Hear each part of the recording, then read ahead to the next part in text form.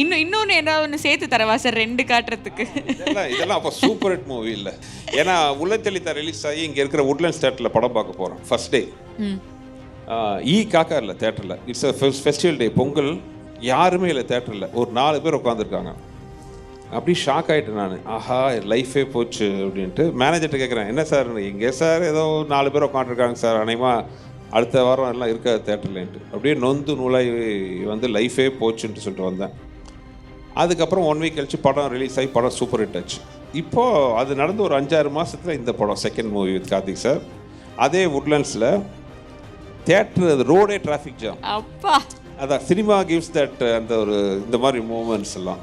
So அந்த வகையில் எனக்கு மேட்டுக்குடி மறக்கவே முடியாது. ப்ரீவியஸ் படம் எங்கள் காம்பினேஷன் தேட்டரில் காக்கா இல்லை. ஒரு 6 மாதம் கழிச்சு ரோட்டில் நிற்கிறதுக்கு இடம் இல்லை, அந்த அளவுக்கு க்ரௌடு. ஸோ தேட்டருக்கு வெளியிலலாம் சேர் போட்டு ஆடியன்ஸ் உட்காந்துருந்தாங்க. ஸோ அவ்வளோ பெரிய ஹிட்டான படம் அது.